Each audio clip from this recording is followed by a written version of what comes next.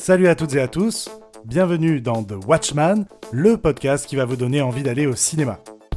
I like it. Je ne suis qu'amour.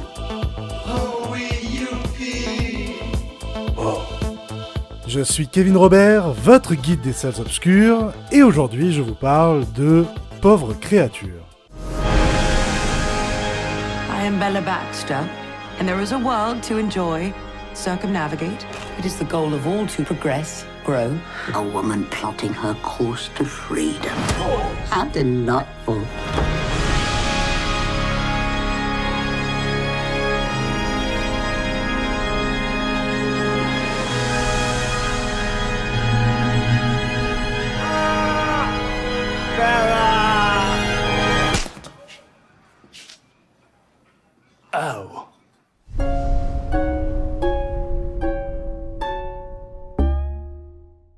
Pauvre créature de Yorgos Lanthimos, réalisateur grec qui s'est imposé à Hollywood au travers de plusieurs œuvres singulières et décalées, The Lobster en 2015, Mise à mort du cerf sacré en 2017 et La Favorite en 2018, ont attiré de grands acteurs tels que Colin Farrell, Rachel Weisz, Nicole Kidman, Barry Keoghan, Olivia Colman et bien entendu Emma Stone.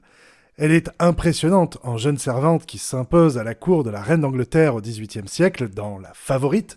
Cette femme insoumise entame son parcours littéralement la tête dans la boue, manœuvre avec perfidie et habileté pour isoler sa rivale et faire partie de la garde rapprochée de la souveraine.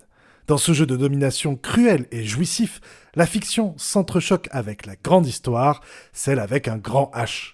Le réalisateur s'amuse à amplifier le conflit entre ses deux protagonistes en jouant sur les zones de flou, avec son excentricité qui le caractérise si bien, décors majestueux, costumes formidables, bande originale et mise en scène originale et dérangeante, tout autant d'éléments kubrickiens rendant hommage à Barry Lyndon, tout en actualisant son propos.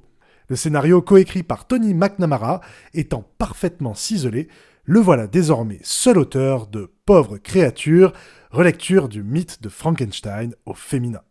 Bella Baxter n'est autre que la créature ramenée à la vie par un docteur peu orthodoxe, se faisant surnommer God, interprété par le toujours excellent Willem Dafoe.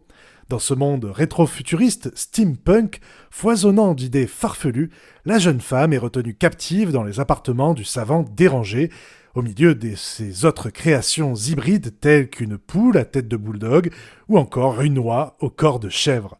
Un univers déconcertant, mêlant surréalisme et anachronisme, parfaitement rendu par une somptueuse scénographie, faisant appel à un imaginaire digne d'un Terry Gilliam, d'un Leos Carax ou bien d'un Harry Astor. Il est difficile de penser que ces nombreux immenses décors et effets visuels si singuliers aient été réalisés avec un budget si restreint de 35 millions de dollars, ce qui est très peu pour un film hollywoodien. Voilà un magnifique terrain fertile au questionnement existentiel de notre protagoniste Bella. Par ce conte philosophique, Yorgos Lanthimos explore de nombreux thèmes tels que l'amour dans toutes ses composantes, mais aussi l'avilissement, le deuil, l'expression de son identité aussi. Enlevé de son foyer par un amant imbu de lui-même, au nom pompeux de Duncan Wedderburn, interprété avec beaucoup de second degré par Mark Ruffalo comme on ne l'a jamais vu, Bella visite plusieurs capitales européennes, construit sa propre personnalité et détermine son propre rôle. Pas celui de poupée sexuelle docile que la société patriarcale représentée par certains hommes qu'elle rencontre veulent lui imposer, non, mais bien le sien, si singulier. Son cerveau réinitialisé au sommet de sa jeunesse lui permet de s'affranchir de tout préjugé et convention sociale qui formatent les femmes. Libérée de tout sentiment de peur, de culpabilité ou de honte, elle déjoue les pièges tendus par la convoitise des hommes pour gravir un à un les échelons de la pyramide de Maslow et finir par s'accomplir pleinement. Sa trajectoire se nourrit d'art, de science, de politique et de philosophie. Nous retenons d'ailleurs une phrase prononcée par Madame Sweeney, tenancière d'un bordel parisien qu'elle lui adresse.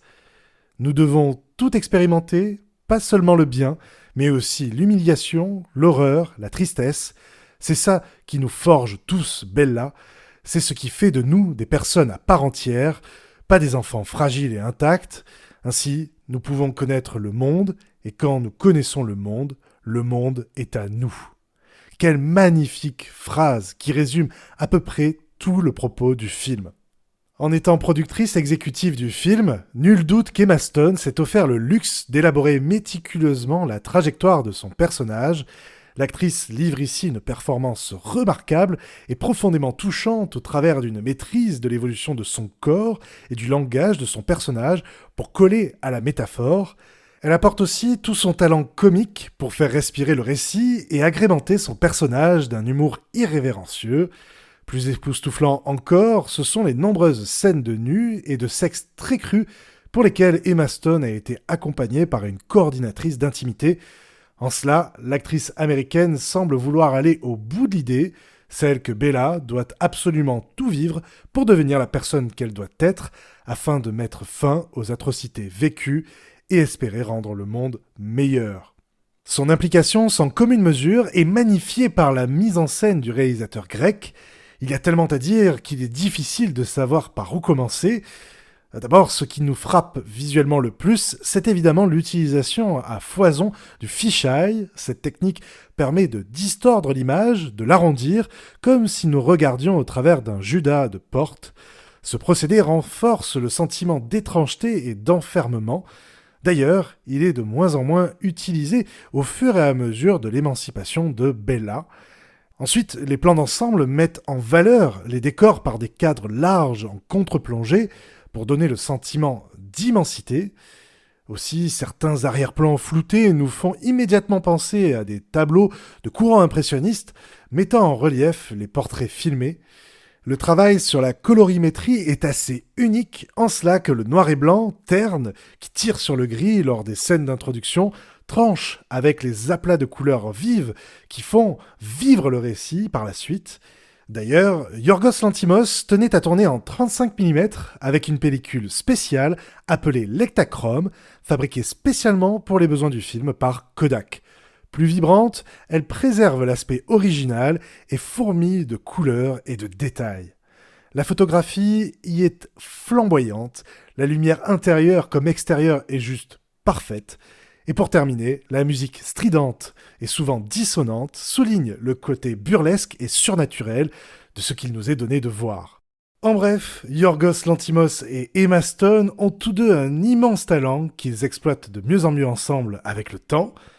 Golden Globe de la meilleure comédie et de la meilleure actrice, Lion d'or à la Mostra de Venise, s'il vous plaît, nommé dans 11 catégories pour les Oscars 2024 à venir, Pauvre créature s'impose comme la curiosité incontournable de ce début d'année.